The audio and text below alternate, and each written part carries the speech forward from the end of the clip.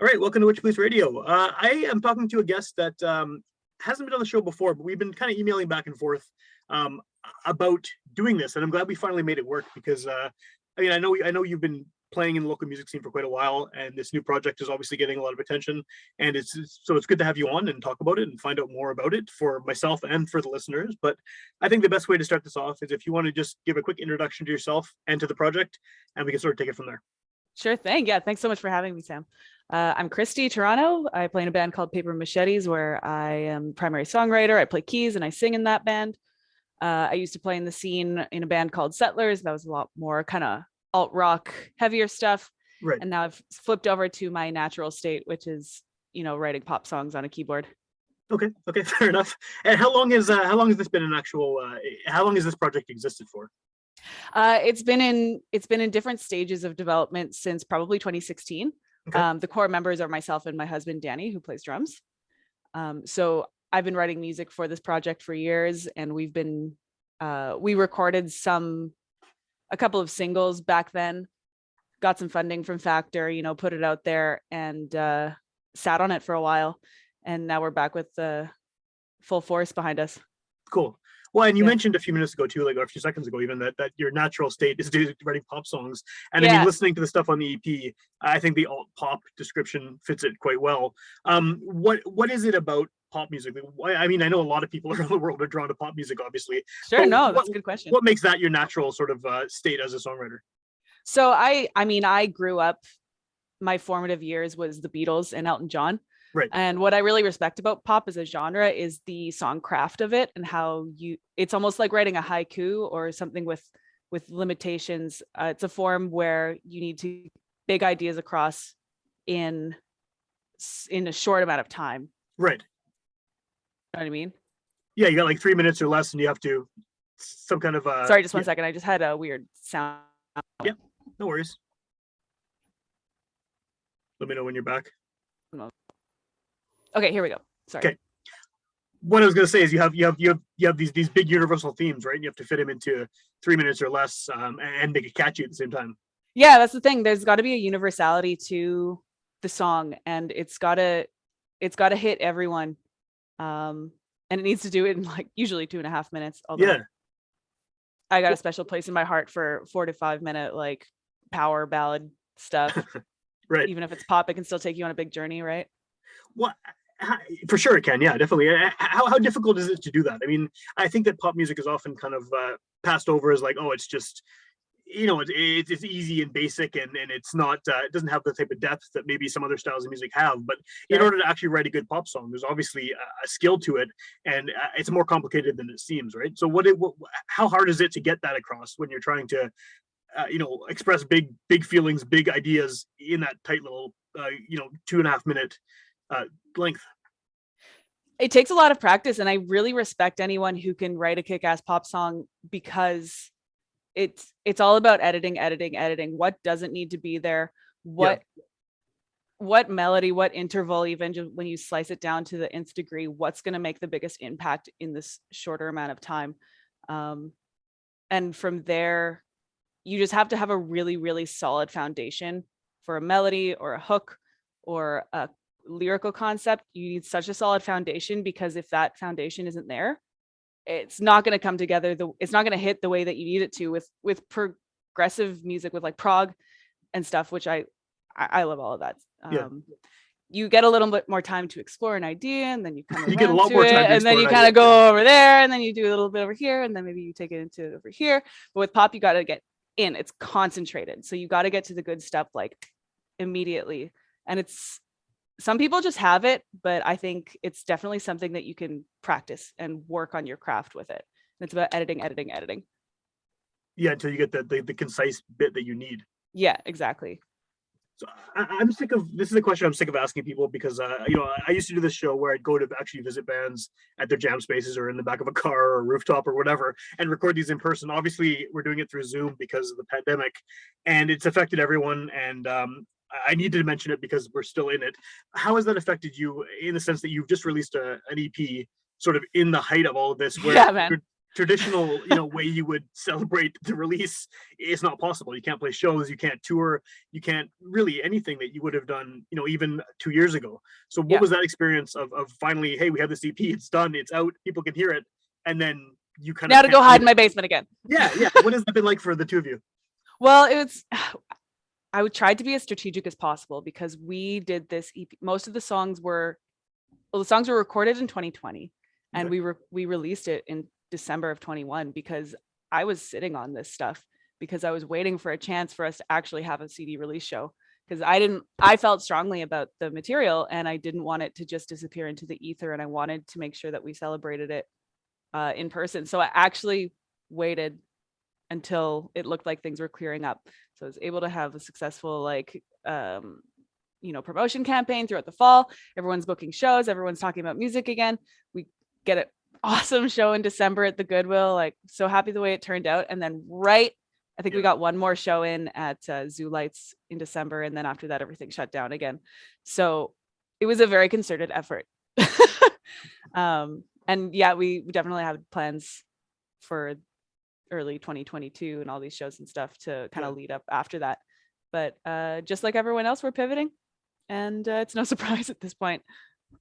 Well, the reason that I'm wondering if it's different for you is because this is your debut EP with this project, right? So that's got to be even worse in the sense that if you'd been a long established band with a bunch of records out, yeah, I mean, man, it sucks, but at least you have that kind of body of work to to go back on. But this is a new thing, and it's finally out, and then just everything goes down the toilet, right? No, it's so true. It's so true. It's just like I'm just trying to be persistent. So like, I'm back in the grant writing applications. Just like, if we can't be doing shows, then we're gonna get back in the studio, and that's what we're gonna do as fast as we can.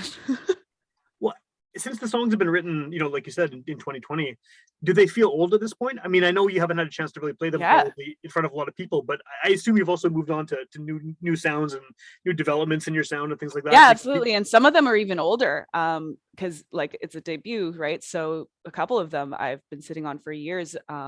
One of them has already had a whole life of its own in a different recording, in a different recording. Yeah. That was in a feature film for Ruthless Souls, but even then I was like, well, it's not done. Like, we gotta do it again.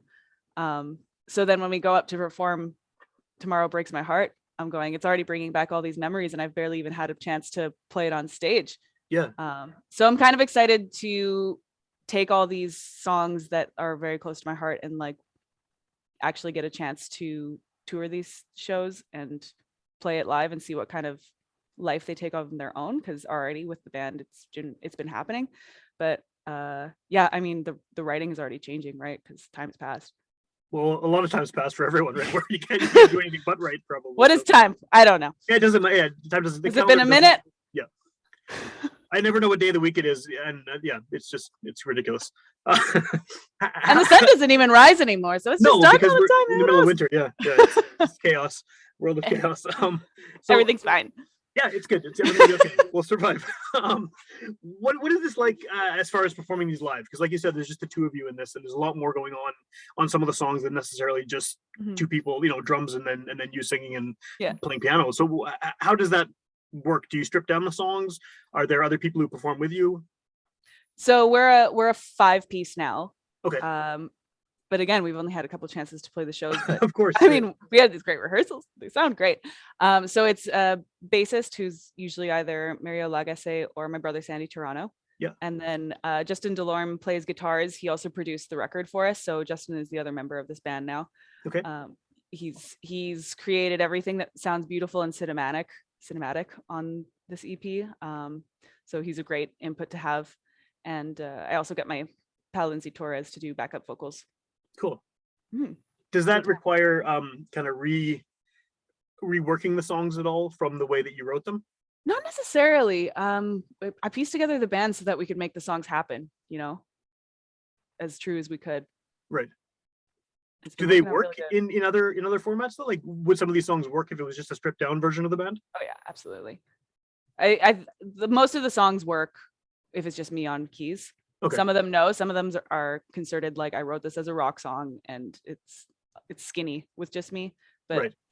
There's a good chunk of catalog there that's fine with me just sitting there.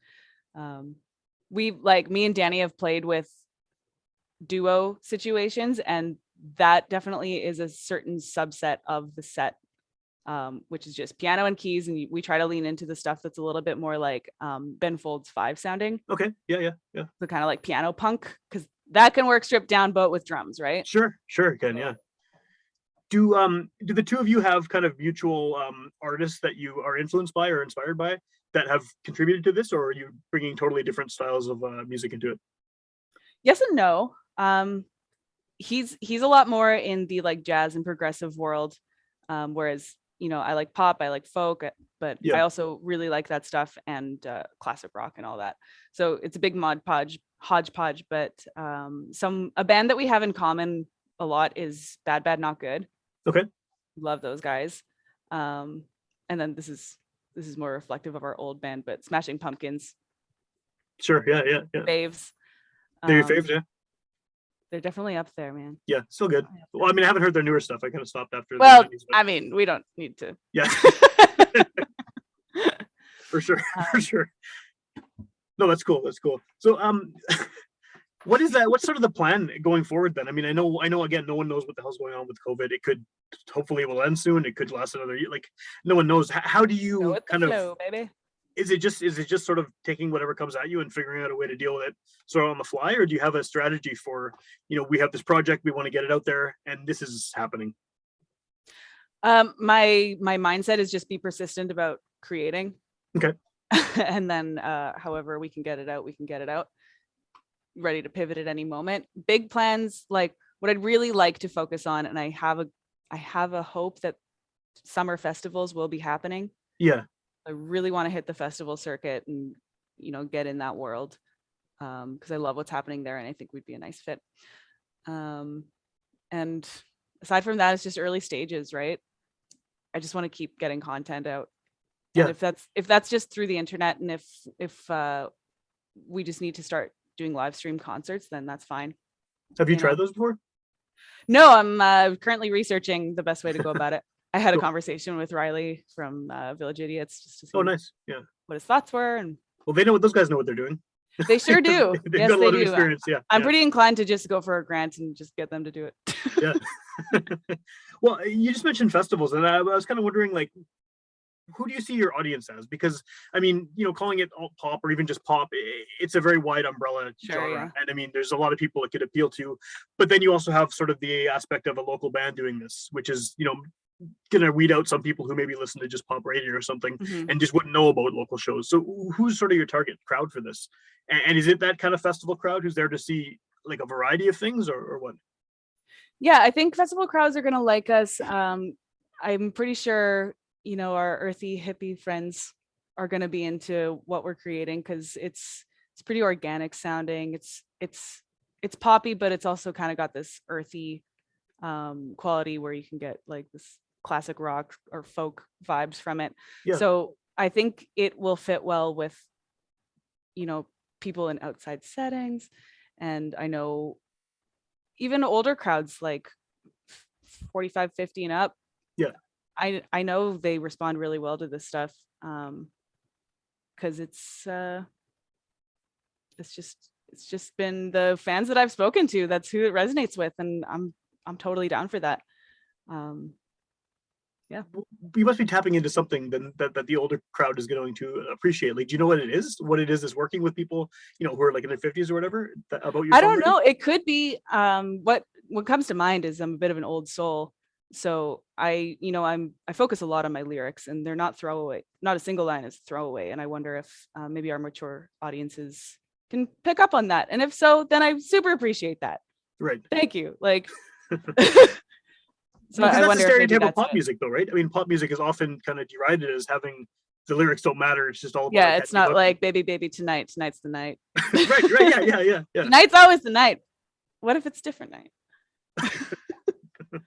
But yeah, I know what you mean, for sure. I think that there is I don't think it's a generation thing, but there's certainly a crowd that cares about what's actually being said in the song and the way it's being presented, rather than just, I can dance to this, which is fine too. But absolutely, there's a place for all of that, right?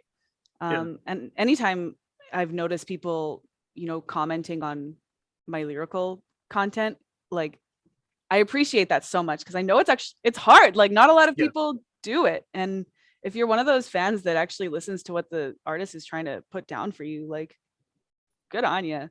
Yeah. Well, The that artist maybe brings up another appreciates it. question then. That brings up something I am often kind of obsessed with on this show, because I'm a Luddite. I don't listen to Spotify or any of that stuff. I barely know how to use it. I Oh my listen to God, I tapes and live on records. Spotify. Which is totally cool. But like, I listen to tapes and records and CDs pretty much exclusively, yeah. and I have the liner notes, and I'm very obsessed about sitting there and getting the whole experience with the record. But there's no wrong way to do it, obviously, but you have a lot of people who are listening to your stuff who are probably doing it on a streaming service, and they're probably not sitting there, looking at an album and looking at the credits and the lyrics and all that stuff. And they're probably also listening to one song at a time, kind of randomly, right? It's not necessarily they're going to sit down Scooched into playlists. Yeah. So do you have to, like, I guess, how do you plan for that as an artist, knowing that someone's going to be listening to it without that background information that is important, like the lyrics, and without, they're going to maybe be doing it piecemeal? Does that change the way you sort of present what you're coming up with? That's a good question. I think you always have to kind of deal with the eventuality, whatever you create, that it's going to have a life of its own. Sure. And you're not going to have control over what someone thinks about it. But it's out of your hands, right? Once they hear it, yeah, it's going, just, yeah. So at this, as much as I like, and I appreciate album craft as much as song craft as well, you know, telling a story from one end to the other and having this like overarching theme. And I tried to keep that in mind with Balancing Act, but at the same time, you cannot expect people to take it in, right? Every song on its own needs to be good. Yeah. Or at least as good as you can make it. So I think that's always just a consideration. It's got to be. Every song has to be a potential single, right? Which is maybe a little different than it would have been 15 years ago, where, you have the singles and the rest of the album tracks are good too, but they're not going to be put in the forefront like that. Yeah, definitely. Which is tough when all the songs that I write are like 4 or 5 minutes long. It's not exactly hit like, but whatever. I'm glad I'm not in the band anymore, having to deal with that stuff. I wouldn't be able to handle it. So how can people hear this? Obviously, the good thing about this being a podcast is someone could hear it, next week, or they could hear it a year from now, and hopefully by then shows are happening and they can actually see you perform live. But just at the moment, what's the best way to hear your stuff, find out what you're up to, kind of follow you online? You can check out my Instagram, which is It's Me, Christy T. So all the Paper Machetes stuff goes there. We've also got Facebook. We have a Bandcamp. So if you ever feel really generous and just want to actually buy our music, because who does that anymore? You can buy an online copy or digital copy of it. Anytime you come to our shows, you're able to buy a CD as well. Cool. Because CDs every car has a CD player, man. For now, until they all forget about new robot ones taking over and robot. Yeah. But the CDs are awesome. I'm very happy to always hear when bands are still putting out CDs, because I listen to them every day. So CD was one that was like, that's the media that's close to my heart. That's what I grew up with. Like, that's my biggest collection, is all my CDs and all those mixed CDs I made through high school. So I chose a CD. Some people are doing mixtapes. Yeah. Well, it's nice to see there's kind of a renaissance, I think, of people buying physical stuff too, because streaming's great. Obviously, you have access to so much content, but a lot of people, I think, want something to take away from a show. Especially, they want to have like something that they got from the band at the show. They want to be a part of it, Yeah. And a download card doesn't show that they were there and remember that night, and this like object holds the memory for them, right? For sure. Yeah. It's like a souvenir. Mm-hmm. A weird of a tourist going to a shows. Yeah. I don't know. So is there anything planned for the relative near future? I mean, I know we're in this situation where no one can plan really anything at all, but do you have anything coming up that you're working on?